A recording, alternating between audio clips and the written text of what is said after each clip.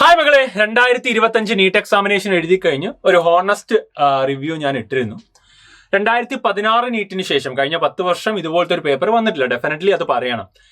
അതല്ല എന്നൊക്കെ പറയുന്നവർ കറക്റ്റായിട്ട് ഓരോ ക്വസ്റ്റ്യനും വരുന്ന അനലൈസ് ചെയ്ത് നോക്കാത്തവരാണ്. ചെയ്ത് നോക്കി ഒരു എക്സാമിനേഷൻ ഹാളിൽ ഇരുന്ന് അത്രയും ടൈം കൺസ്യൂം ചെയ്ത് ഈ ക്വസ്റ്റ്യൻ കാണുമ്പോൾ ടെൻഷൻ ഇതിനെയൊക്കെ ഓവർകം ചെയ്തിട്ട് ഇപ്പം NCERT എന്നൊക്കെ നമ്മൾ എപ്പോഴും പറയാറുള്ളതാണ് ഏത് സൈഡിൽ നിന്നും ചോദ്യം വരുമെന്ന്. ഇപ്പൊ സെല്ലിലൊക്കെ എടുത്തു കഴിഞ്ഞാൽ ഫസ്റ്റ് ഇൻഡെക്സ് തുടങ്ങുന്ന സെല്ല് ചാപ്റ്റർ തുടങ്ങുന്നതിന് മുമ്പ് ഒരു സയന്റിസ്റ്റിന്റെ കാര്യം പറയുന്നത് അവിടുന്ന് പോലും ക്വസ്റ്റ്യൻസ് വന്നിട്ടുണ്ട്.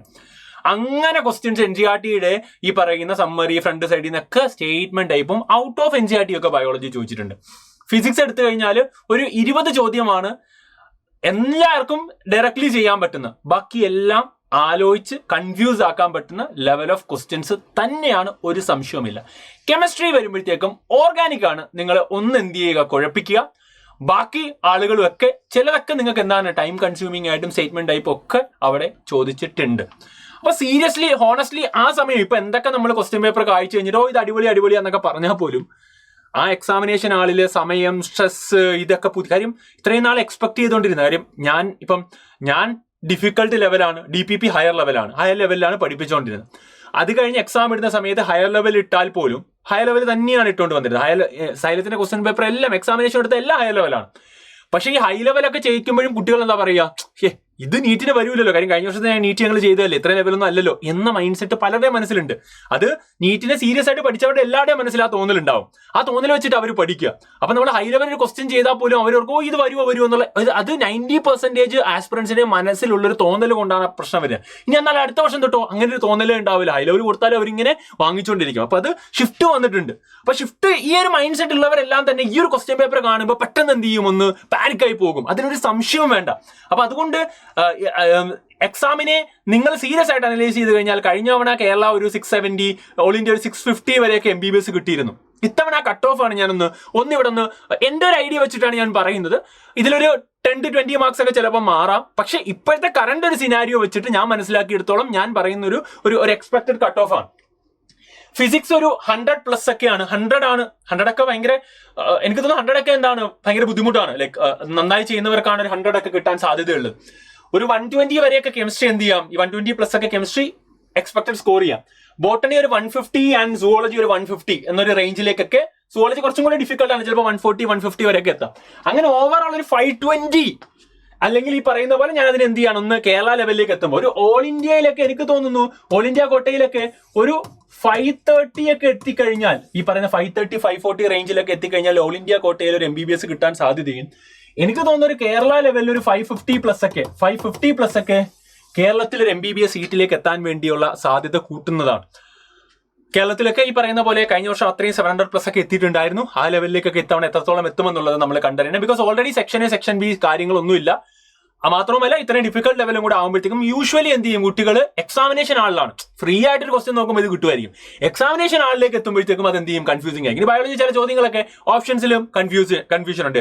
1 ആണോ 2 ആണോ എന്നൊക്കെ പറഞ്ഞ് ചില ക്വസ്റ്റ്യൻസ് ഒക്കെ ചില സൈറ്റിൽ നിന്നൊക്കെ അതുപോലെ എടുത്തിട്ടുണ്ടായിരുന്നു. ആൻസർ തന്നെ എന്താണ്, കൺഫ്യൂസ്ഡ് ആണ്.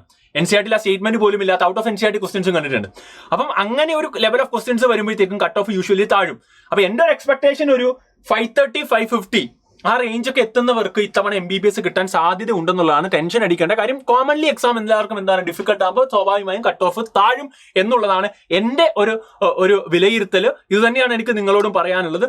ടെൻഷൻ ഒന്നും അടിക്കണ്ട. നിങ്ങൾ ഈ ഒരു കാര്യം എന്ത് ചെയ്യുക, മനസ്സിൽ വെച്ച് തന്നെ എല്ലാവർക്കും ഡിഫിക്കൽട്ട് ആയിരിക്കും എന്നുള്ള രീതിയിൽ തന്നെ എന്ത് ചെയ്യുക, മനസ്സിലാക്കുക. പക്ഷെ എനിക്ക് ഉറപ്പുണ്ട് അത്ര ആത്മാർത്ഥമായിട്ട് നമ്മൾ എഫേർട്ട് എടുത്തിട്ടുണ്ട്. അത് നന്നായി. ഇപ്പൊ NCERT എന്നൊക്കെ ഇപ്പൊ വന്ന റിലേറ്റീവ് വെലോസിറ്റിന്റെ ക്വസ്റ്റ്യൻ ഞങ്ങൾ എല്ലാ വർഷവും ആ റിലേറ്റീവ് വെലോസിറ്റി ക്വസ്റ്റ്യൻസ് പറയാറില്ല. NCERTയിലെ ബാക്ക് സൈഡിൽ എക്സസൈസ് കിടക്കുന്നതാണ്. പക്ഷെ ആ കൂട്ടത്തിലെ ഏറ്റവും ഡിഫിക്കൽട്ട് ആയിട്ടുള്ള ഒരു ക്വസ്റ്റ്യൻ ആണ് എക്സസൈസ്. അപ്പൊ നമ്മൾ പറയുമ്പോൾ പോലും ഏറ്റവും ഡിഫിക്കൽട്ട് ആയിട്ടുള്ള ഒരു റിലേറ്റീവ് വെലോസിറ്റി ക്വസ്റ്റ്യൻ ആണ് ചോദിച്ചിരിക്കുന്നത്.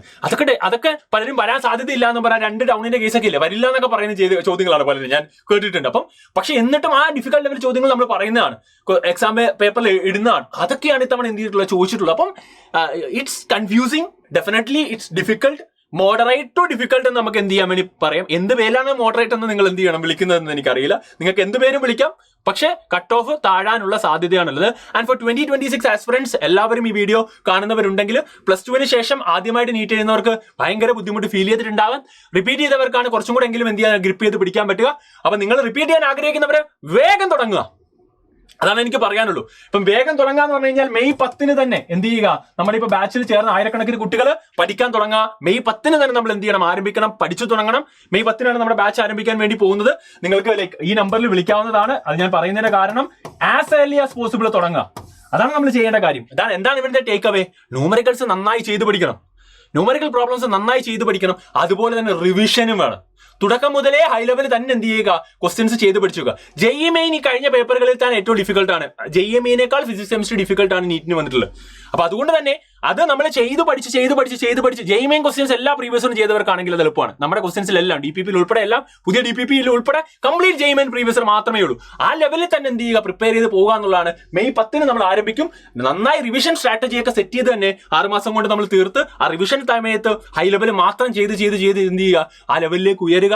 എന്നിട്ട് മാക്സിമം മോഡൽ എക്സാംസും എഴുതിയിട്ട് തന്നെ ഇതിനേക്കാൾ ലെവലിൽ മോഡൽ എക്സാംസ് തന്നെയാണ് സൈലം ഇടുക. ആ ലെവലുള്ള എക്സാംസ് എഴുതി പ്രാക്ടീസ് ചെയ്ത് മുമ്പോട്ട് വരിക എന്നുള്ള കാര്യമാണ് നിങ്ങൾ ചെയ്യേണ്ടത്.